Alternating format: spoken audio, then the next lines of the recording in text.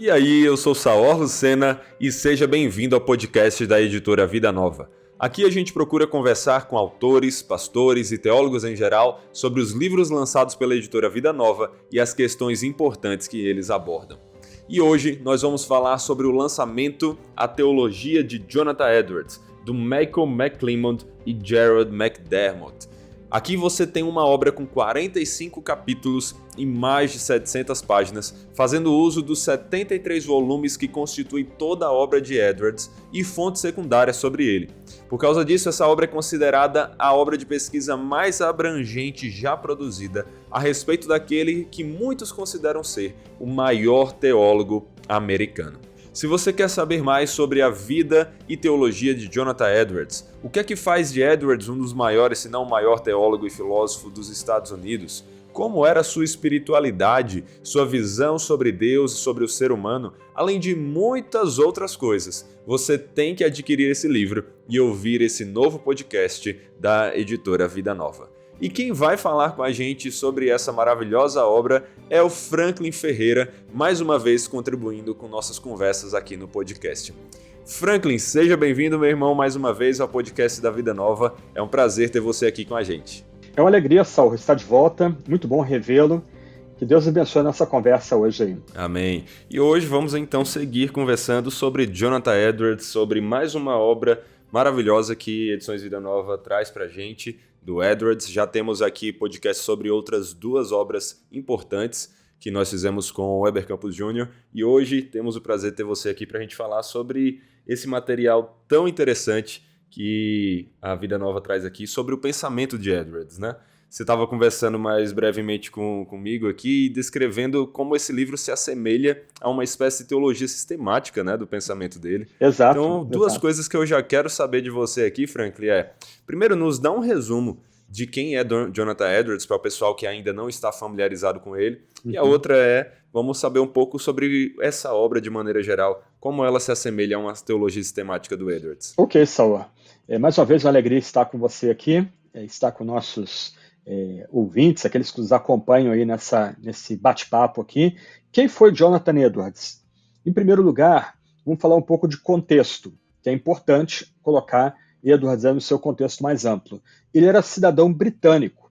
Isso pode ser pouco surpreendente, mas Edwards viveu e ministrou antes da independência dos Estados Unidos.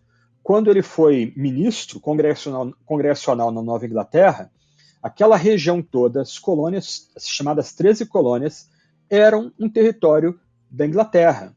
Era um território importante para a Inglaterra, mas era um território que vivia uma crise espiritual. Avamentos do passado já não estavam presentes na região. Havia ameaças de racionalismo, do arminianismo chegando na região também. E, do outro lado, haviam guerras contra a França, entre a Inglaterra e a França, guerras contra os índios. Eu costumo dizer, Saor, que quem quer uma boa introdução ao contexto de Jonathan Edwards deveria ver o grande filme O Último dos Moicanos. Para mim, um dos grandes filmes aí de Hollywood. Ele dá uma ideia bem bacana do que era o contexto da Nova Inglaterra quando Edwards foi ministro na região. Né? Havia medo, por exemplo, de invasão de índios que estavam do lado dos franceses na região. Havia medo dos franceses descerem do Canadá para atacar aquela região. Então havia todo um clima muito tenso, uma crise espiritual agravada pelas guerras de fronteira, pelas crises econômicas e sociais que essas guerras elas infligiam às colônias britânicas daquela época. Então esse é o contexto em que nós colocamos Jonathan Edwards. Jonathan Edwards, ele nasceu em East Windsor, em Connecticut, em 1703. Ele nasceu dentro de uma família que era de destaque entre os clérigos da região.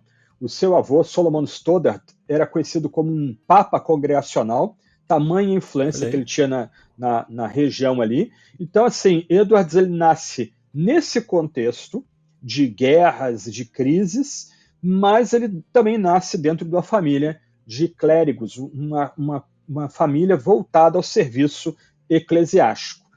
Novinho, Em 1716, ele vai estudar em Yale. Ele era bem precoce, isso é um ponto interessante Sim. aí. E ele, bem Aham. cedo, aí, com 15, 16 anos, ele leu Newton, ele leu Locke, ele começou a fazer notas de psicologia, notas ligadas à ciência natural, isso aí com 16, 17 anos, enquanto ele estudava em Yale. Locke, inclusive, foi Sim. uma influência muito forte para ele na epistemologia, na filosofia, na linguagem, na psicologia filosófica, né? E os estudos que ele fez de John Locke cedo acompanharam ele reagindo ou incluindo na sua teologia durante praticamente toda a vida dele, né? Então, é bem interessante assim que cedo ele já tinha interesse, por exemplo, nos platonistas de Cambridge. Isso, e para mim, só reforçando, é um negócio assim até meio desconcertante. 15 anos, 16 anos, ele lendo esse tipo de material. A Vida Nova lançou Hoje. então, a Vida Nova lançou a antologia de Edwards, e na Aham. antologia tem o Tratado de Aranha, que ele escreveu. Exato. Então tem o Exato. desenhozinho que ele faz da aranha ali no tratado, um negócio assim, é desconcertante. Não, e ele eu acho que ali tinha por volta de 10 anos, se eu não me engano, era um pouco O, mais novo o, até do que os 15, o né? Tratado das Aranhas, sim, né, um tratado Aham. baseado em observação, e ele faz um Sim. desenho, ele faz reflexões sobre a aranha, né? Mas Aham. nós estamos aqui diante de um rapaz precoce, um menino precoce, Sim. um menino demonstrando talentos acima da média muito cedo, né? Uhum. Ele acabou indo para teologia e com 17 para 18 anos ele concluiu seus estudos teológicos e ele, curiosamente, mesmo vindo de uma família congregacional, ele serviu em duas congregações presbiterianas, uma em Nova York e outra em Bolton, também em Connecticut. Uhum. Isso é bem bacana, porque mostra que nas colônias americanas, ainda que houvesse distinções quanto à doutrina da igreja, havia um livre trânsito entre pastores presbiterianos, congregacionais, em termos de pregação do evangelho e até mesmo pastoreio dessas comunidades. Em Sim. 1724, ele completa o chamado mestrado em artes, é difícil falar de o que é artes, né? Mas seria um mestrado Sim. em artes liberais, ou seja, Uhum. ele estudou literatura, ele estudou filosofia, estudou história, estudou teologia, tanto na graduação como no mestrado. Daí a graduação em artes e o mestrado em artes. Então, em Uhum. 1724 ele conclui, um pouco antes de 1724 ele conclui seu mestrado e ele se torna um tutor sênior em Yale. Ele acaba retornando ali para sua faculdade. Mas em 1725, o seu avô, Solomon Stoddard, o convida para ser pastor auxiliar em Northampton. E ele vai se dirigir para aquela comunidade, vai ficar um tempo à sombra do seu avô. Como eu disse, seu avô era chamado Uhum. de o Papa Congregacional, o Papa do Vale do Connecticut, das igrejas congregacionais do Vale do Connecticut, tamanha influência que Stoddard tinha sobre as igrejas congregacionais da região. Olha aí. Stoddard vai falecer e Edwards vai ser convidado a assumir essa igreja. E ele vai ser Uhum. pastor durante praticamente toda a sua vida dessa igreja congregacional em Northampton. Ela não existe mais. O que se tem nessa igreja é basicamente, o que sobrou da igreja, basicamente a fundação da igreja. Mais nada, ela foi reconstruída mais adiante, no mesmo lugar, mas o templo que ali está ali não tem nada a ver com o templo de Edwards ou da época de Edwards. O fato é que Edwards e essa comunidade vão ficar imbricados, vão se tornar intensamente ligados para os próximos anos. Um dado curioso aqui é que nesses primórdios aí da sua pregação, Edwards vai ser chamado a fazer um tipo de peregrinação de pregações em igrejas congregacionais do Vale de Connecticut. E numa igreja em Enfield, ele é convidado a pregar o seu famoso sermão Pecadores às Mãos de Deus Irado. Ele leu Sim, sim. o sermão e a resposta foi muito impressionante, não só uma resposta audível, mas física. Pessoas tremendo, pessoas caindo ao chão, pessoas com medo das consequências da ira de Deus, de uma procrastinação em se arrepender dos seus pecados diante da iminência da vinda da ira de Deus. E ele pregou esse mesmo sermão depois em Northampton, na sua igreja em Northampton. Antes, em Enfield, quem visita Enfield vai ter uma pedra gravada, não existe mais a igreja que ele pregou o seu famoso sermão em Enfield, mas tem uma pedra gravada, entalhada no chão, dizendo que aquela pedra marca essa igreja onde Jonathan Edwards pregou seu famoso sermão, e dali começou um pequeno avivamento. E como eu ia dizendo, ele pregou esse sermão na igreja dele, e a igreja dele provou uma série de ciclos de avivamento. Em 1734, Sim. 1740 e 1741. Esses ciclos de avivamento são chamados o Grande Despertamento, o Grande Avivamento, que rapidamente se espalhou pela colônia. George Whitefield veio da Inglaterra para pregar também na Nova Inglaterra. Ele conheceu, Whitefield conheceu Edwards, inclusive Edwards chamou para pregar em Northampton, inclusive eles mantiveram boa relação. Né? Então, a igreja de Edwards acabou provando essa série de ciclos de avivamento. Um ponto interessante, Saul, é que cada avivamento era maior do que o outro em termos de impacto, mas também em termos de situações embaraçantes. E Edwards foi chamado, se sentiu chamado, a escrever tratados para distinguir o que seriam sinais verdadeiros do avivamento e sinais falsos do avivamento. Né? Ele não aparece no meio, ele vai dizer que o diabo foi treinado no melhor seminário teológico do universo, e o papel do diabo é fazer uma caricatura das obras de Deus. E o papel do teólogo, discernindo a partir da Escritura, é entender o que é uma obra divina e abraçá-la, e que é uma obra satânica e rejeitá-la, e ajudar os crentes a rejeitá-la também. Então, Edwards não era crédulo, não era crítico, mas tinha discernimento, foi levado a ter discernimento do que estava acontecendo na comunidade dele ali. E talvez a obra mais importante desse período é As Afeições Religiosas de 1746. A Vida Nova publicou essa obra, foi minha porta de entrada em Edwards há tanto tempo atrás, meados da década de 90, uma obra que me ajudou demais numa época que no Brasil começaram a surgir aqueles movimentos de terceira onda do espírito, sopro do espírito, dente de ouro, cair no espírito, etc. e tal. Então foi um texto que me abençoou muito, me ajudando a ter discernimento.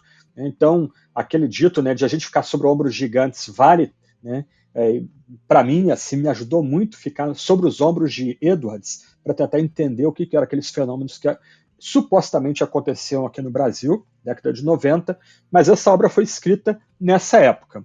O que é surpreendente, Saur, é que Edwards era muito amado por sua congregação, era um pregador muito apreciado, ele não era um pastor no sentido lato do texto, do termo, ele não era um homem de visita, não era um homem de aconselhamento. Se ele fosse chamado a fazer visita ou aconselhar, ele faria. Mas, apesar de ser muito amado pela comunidade, Edwards foi despedido pela comunidade. Ele foi mandado embora pela comunidade. Por quê?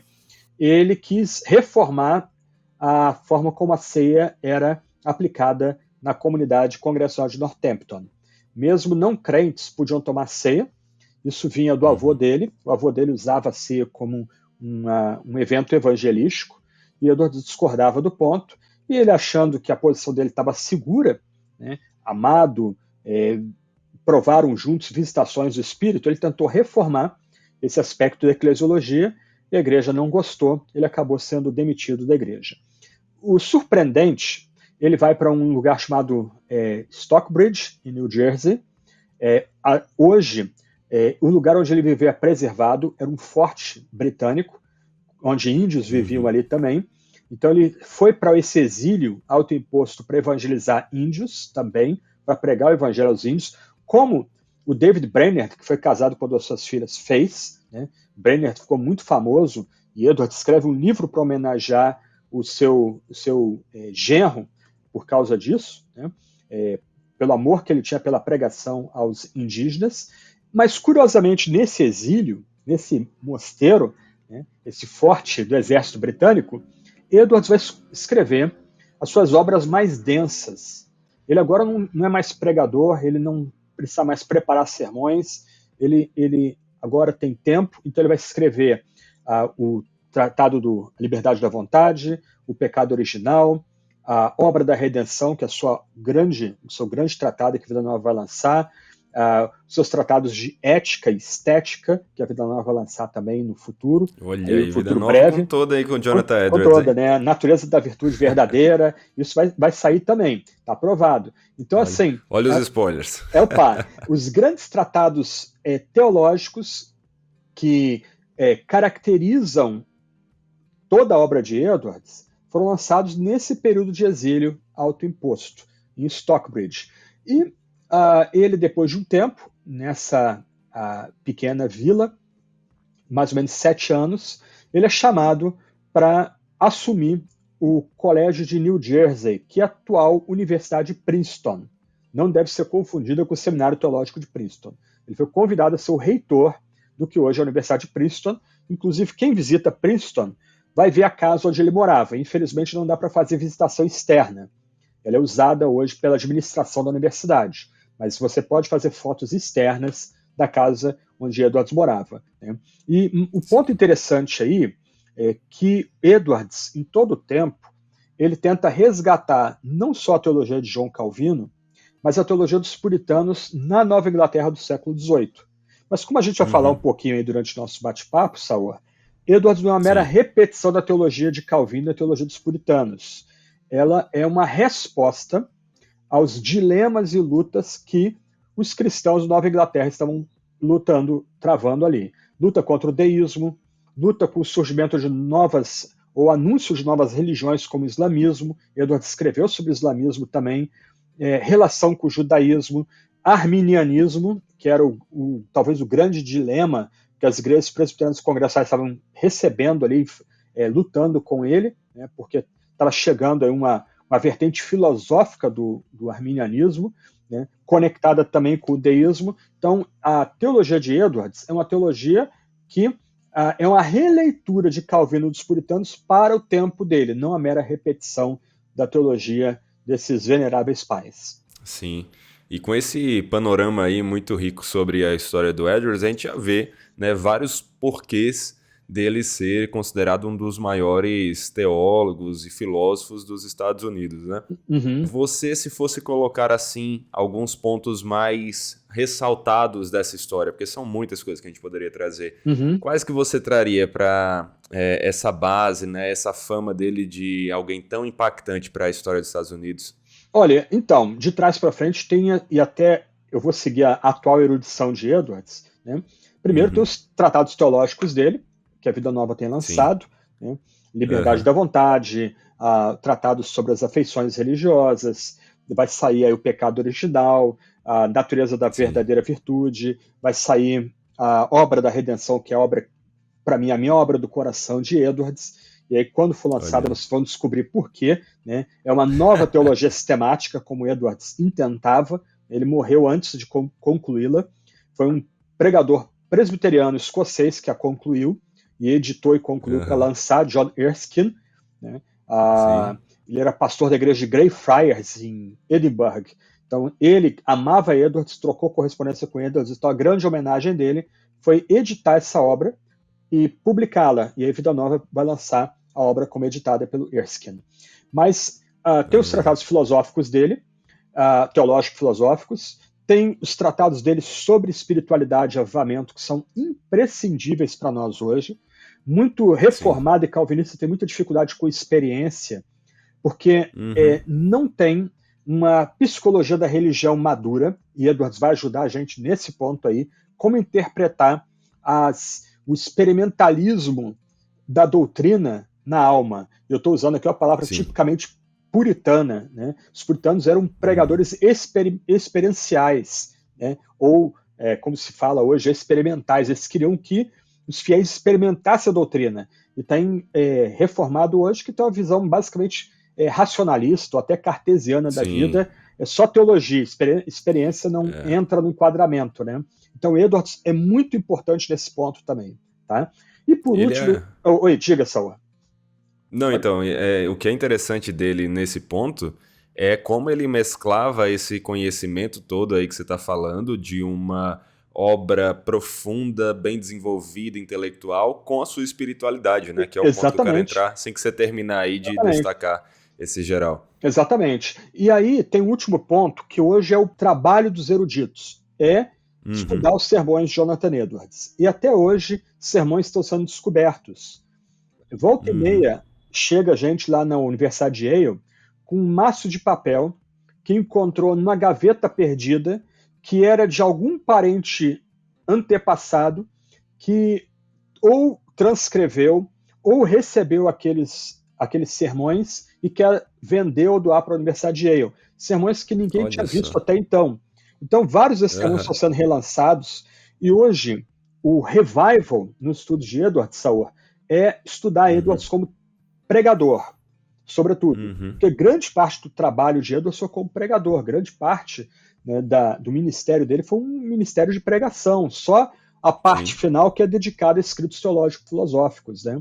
Então sim. hoje, Inclusive, talvez seja por causa do sermão, né, Pecadores na Mão de um Deus Irado, que ele talvez seja mais lembrado por muitas exatamente, mais pessoas, né? destacado, boa percepção, Saor. E hoje, Uhum, então, estão saindo vários volumes avulsos, até pela Universidade de Yale, de coletâneas de sermões, tipo os mais importantes sermões de Edwards, sermões inéditos de Edwards que nunca foram publicados e foram descobertos recentemente. Então, eu destacaria essas três áreas, teológico-filosófica, sim. espiritualidade e homilética, sendo que hoje o foco maior, aquilo que causa frisson na sociedade de Jonathan Edwards, de estudos, né, é o estudo de Edwards como pregador do evangelho, como expositor bíblico. É incrível como ele conseguiu contribuir para tantas áreas e se destacar em todas elas, Sim, conseguir sim, servir bem em todas elas. sim. Edwards, eu sempre, quando a gente fala aqui sobre ele, eu destaco. Ah, infelizmente, eu ainda não tenho o conhecimento que eu gostaria de ter sobre as obras dele. Esse livro com certeza vai me ajudar, inclusive. Uhum. Mas de tudo que eu já vi sobre a história da igreja, assim, Edwards é o meu teólogo que eu mais admiro.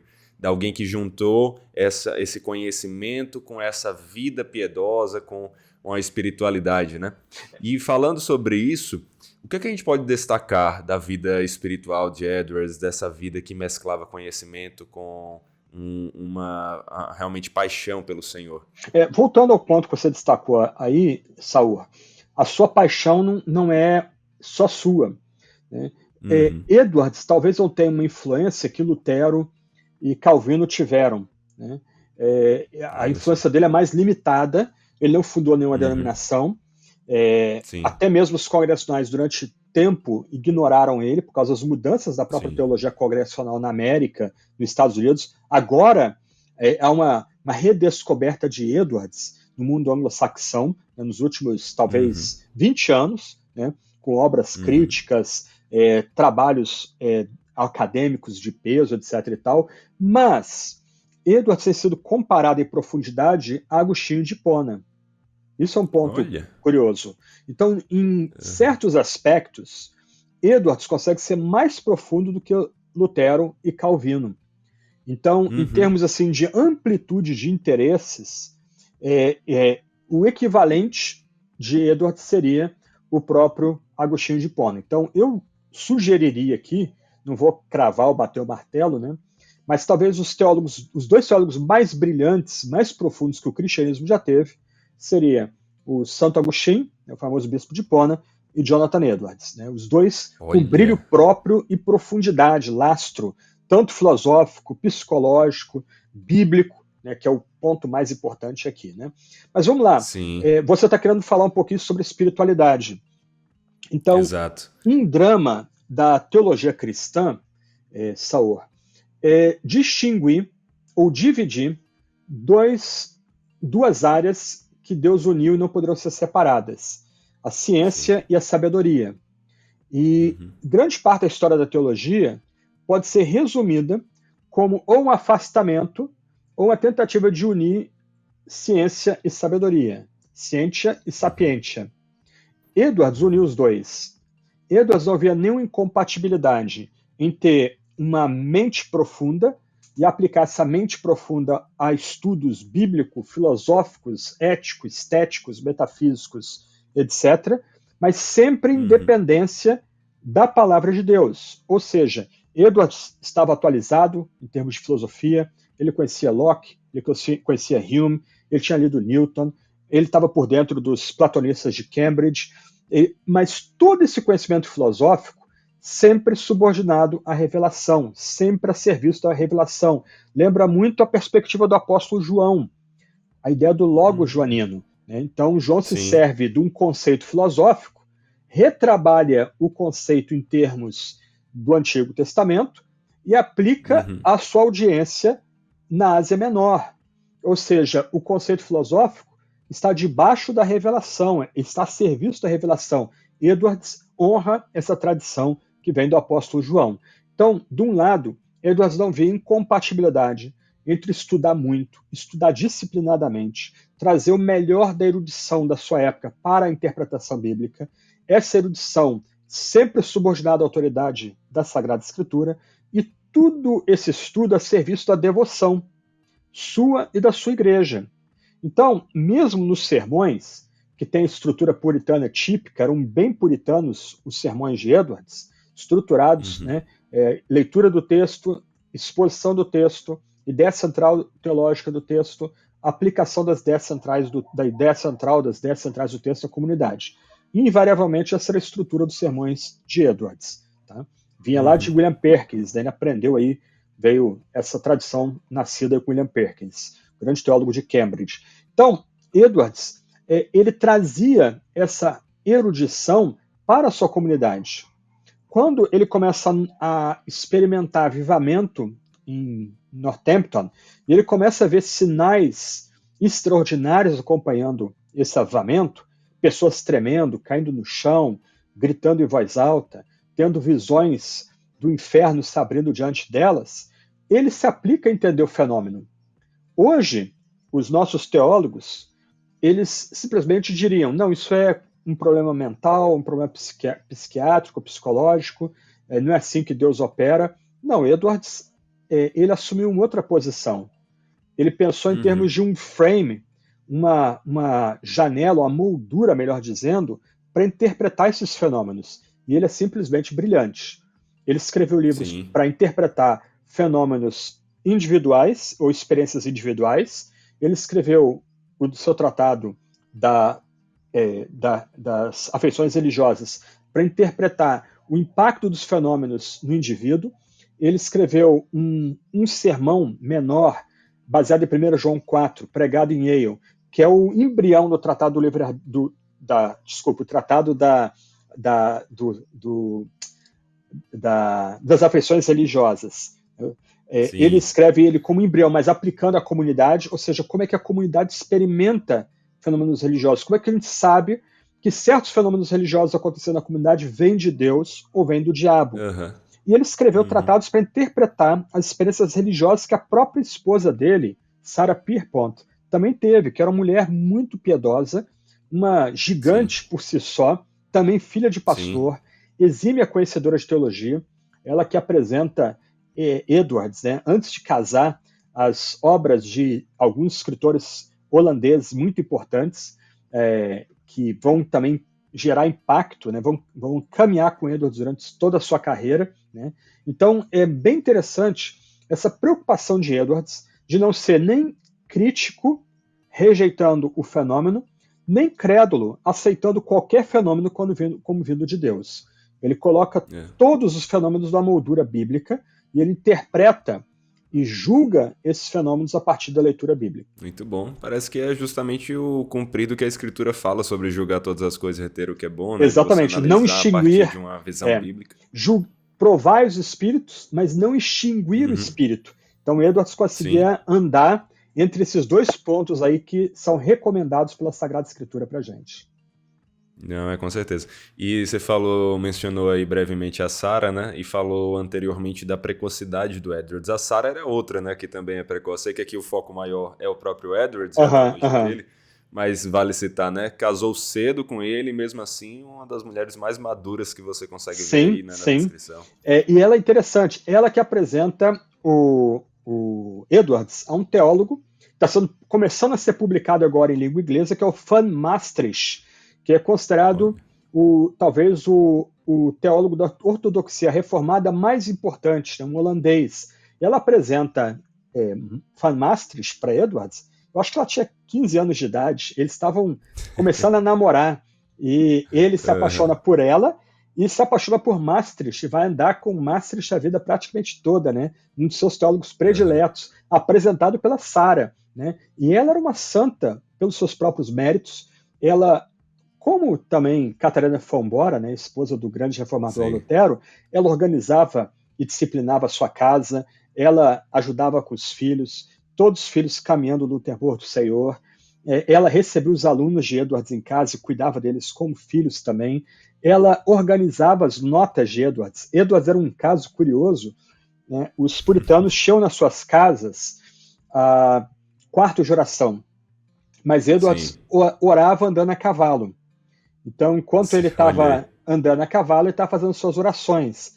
Né? E ele ia tendo insights e parava, anotava num papel e colocava num grampo no seu casaco aquele insight. Ele chegava em casa, a esposa tirava o casaco dele, levava para o quarto, pegava todos aqueles insights e colocava numa ordem lógica, uma sequência lógica daqueles insights. É um negócio assim muito impressionante. Ela passou bastante dificuldade em algum momento da vida dela, enfrentando algumas crises que a gente chamaria hoje de depressão, na época seria chamada de melancolia, e o Espírito Santo tratou com ela.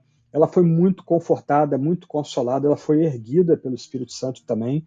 E nesse período aqui, Edwards vai escrever um livro para colocar as experiências da esposa dele, que ele não nomeia, né, mas colocar as experiências da esposa dele dentro da moldura. Peirce publicou esse livro também. Né. Então, assim, Edwards é um escritor fabuloso.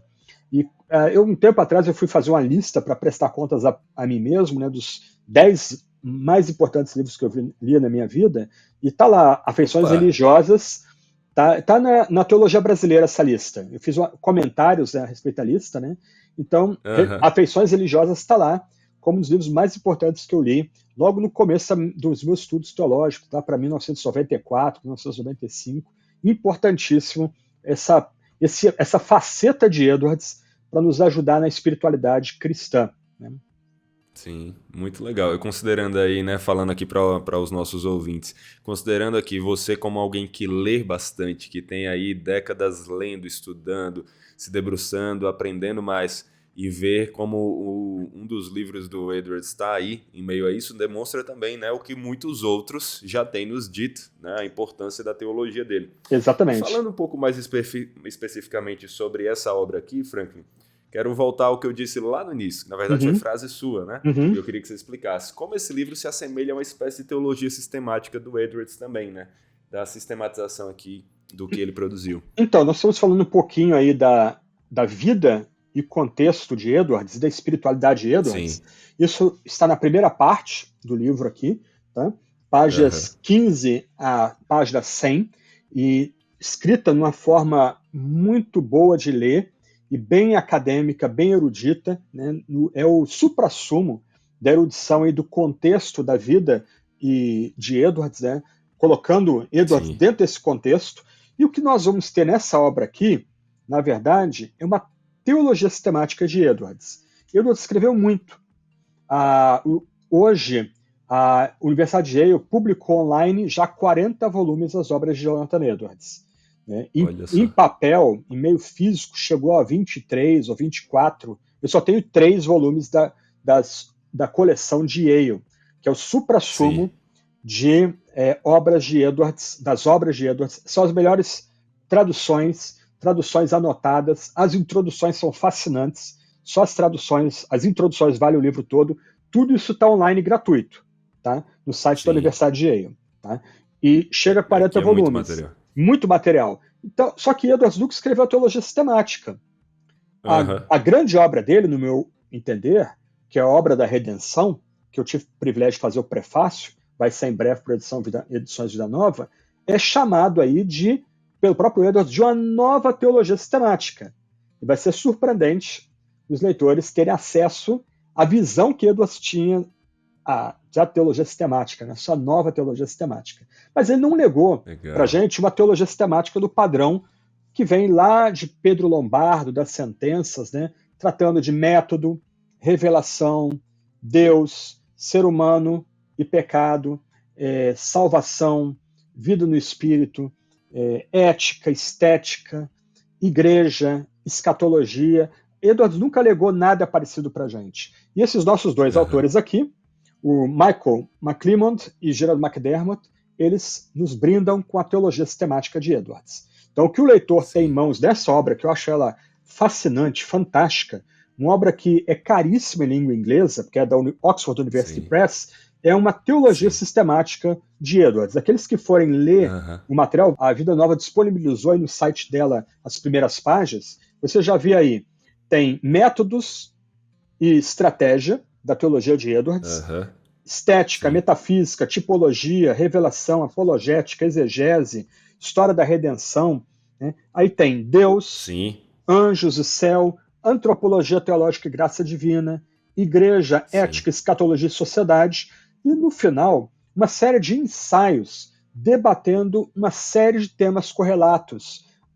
Os teólogos que vieram depois de Edwards mantiveram uma continuidade, um avanço, uma descontinuidade, a fidelidade ou infidelidade dos discípulos de Edwards. Como é que os teólogos de Princeton, Charles Hodge, Archibald Alexander, o Archibald Alexander Hodge, Warfield, viam Edwards? Eles não gostavam de Edwards. Por que eles não gostavam de Edwards? Então você tem no final uma série de ensaios atualizados, correlatos à vida e à obra de Edwards. Então, a Vida Nova nos brinda aí com uma obra excepcional para aqueles que querem ter uma visão panorâmica da teologia sistemática de Edwards, querem estar atualizados com o suprassumo dos estudos de Edwards, aqueles que querem entender mais do pensamento desse grande pregador e teólogo norte-americano. Realmente, é uma obra aqui com 45 capítulos, né? E exatamente. Mais de 700 páginas. É um verdadeiro calhamaço aqui, uma obra para nos ensinar mais sobre a teologia dele. É o tipo de obra para você ler devagarinho, saborear um copo de café, para homenagear Edwards, né? Que era já faz com a xícara da Vida Nova também aqui. Exatamente. É só escrever lá para a Vida Nova, quem sabe tem uma xícara dessa aí para dar para algum ouvinte nosso aí. Mas você prepara um cafezinho, uns biscoitinhos ali do lado, ou um chá com leite aí para homenagear os britânicos, e aí você vai degustando. Não precisa ler o livro de uma sentada, não é um livro para ser lido assim. Vai lendo um capítulo por dia, um capítulo a cada 2 dias, repensa aquele capítulo, pega um lápis, vai rabiscando. Né? A Vida Nova lançou em meio digital o livro também, né? Mas é um livro para ser lido ponderadamente, para ser saboreado, tá? Porque é uma obra fascinante sobre a teologia de Jonathan Edwards. Com certeza. Um ponto aí, né, um parênteses aqui na nossa conversa, você falou como ler esse livro, é que eu acho interessante que algumas pessoas têm dificuldade para criar o hábito da leitura, mas porque elas pegam a leitura como algo tão rígido quanto elas aprenderam na escola, né? Tipo, eu tenho que sentar numa cadeira dura, sem posição ali, lendo como se eu fosse fazer uma prova depois. Exatamente. Você pega um livro desse ou outro bom livro e você lê confortavelmente, numa cadeira gostosa, com iluminado, um ambiente iluminado. Exatamente. Exato. Cada livro tem a sua velocidade. Então, nós não vamos ler um livro desse na mesma velocidade que a gente lê um livro de testemunho cristão, uma boa ficção. Esses livros a gente lê mais rápido. A gente até quer ler mais rápido para saber o final, ou como o herói ali vai terminar sua saga, né? Mas esse é um livro para ser lido ponderadamente. Num ambiente confortável, iluminado, com uma xícara de café ali do lado, um bom biscoito do lado. Só ele saboreando o café, come o biscoitinho, amendoinzinho, vai lendo e marcando o livro. Terminou o capítulo, volta ele, aí guarda o livro um pouquinho, e aí daqui a 2 dias volta de novo, mesma disciplina, até daqui a uns 2 meses ler o livro inteiro. Maravilha, recomendações de dica de leitura aqui, né, com o Franklin Ferreira também, muito bom. E Franklin, você falou aqui, né, de como ler. A outra pergunta relevante para esse livro aqui é para quem ele é, né? Quem deve ler? Quem você recomendaria? Só para pessoas que já têm muita vida de leitura ou para quem está começando também? Para quem você recomenda? O livro serve para aqueles que querem começar seus estudos de Edwards. Então, pode servir muito bem como uma introdução geral e bem completa a todo o pensamento de Edwards. Então, a partir dele, aquele que começa essa leitura pode depois fazer mais pesquisas. Olha, eu quero estudar sobre método teológico em Edwards, o conceito de história da redenção, metafísica, conceito de estética, espiritualidade, salvação, graça. Olha, justificação, né? A doutrina da justificação de Edwards é muito debatida, né? Então, olha, a doutrina da justificação de Edwards é mais católica, mais reformada, onde que ela se enquadra aí? Né? Por que Edwards chegou a essas conclusões? Então, você tem uma introdução geral que pode abrir caminhos para pesquisas depois, mas também pode servir como uma fonte de consulta para aqueles que já estão lendo Edwards, já tem um nível de leitura mais avançado, já conhece mais a teologia de Edwards. Olha, eu quero ler sobre espiritualidade em Edwards, sobre ética em Edwards. Ok, então vai direto ao capítulo de Edwards. Você usa o livro como tipo de enciclopédia. Pode usar o livro como enciclopédia. Sim. Então, o livro, ele serve não só ao estudante que está dando os primeiros passos no estudo de Jonathan Edwards, como também o estudante mais maduro, que quer um material de suporte, na medida que ele está lendo já a fonte primária, ele quer entender melhor aquela fonte primária e fazer conexões daquela fonte primária de Edwards com a sua própria teologia ou com os desafios que nós enfrentamos no mundo contemporâneo. Muito bom, muito bom. Aqueles que nos ouviram aqui, né, e que ficaram interessados nessa obra, ficaram interessados em saber mais sobre a teologia do Jonathan Edwards, vão ter nessa obra realmente um livro aqui base, né, um livro aqui que eu acho que assim, qualquer pessoa que quer saber sobre esse tema tem que recorrer a ele, né? É um livro completo. A gente falou um pouco já sobre Edwards nos outros podcasts, já falamos sobre A Liberdade da Vontade no último podcast que tivemos com o Heber Júnior sobre as obras do Edwards. Falamos um pouco então nesse momento sobre a teologia dele, sobre a visão calvinista dele, a maneira dele olhar para a soberania de Deus, a responsabilidade do homem. Então convido você que quer saber mais sobre isso a dar uma olhada já nesse podcast, mas você que quer realmente entender com mais profundidade a teologia desse que é considerado por muitos o maior teólogo e filósofo americano, leia essa obra aqui que vai ser muito útil.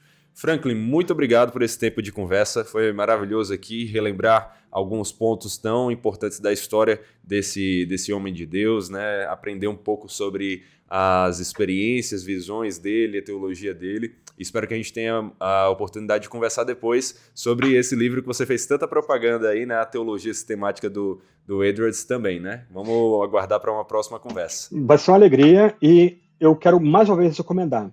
Todos aqueles que querem estudar mais sobre avivamento, graça, estética, metafísica, ética, numa perspectiva cristã, você agora tem essa enciclopédia que resume o pensamento de Jonathan Edwards, muito acessível a todos aqueles que querem estudar sobre esse grande pregador americano, grande teólogo norte-americano. Quer dizer, não era americano, ele era britânico, né?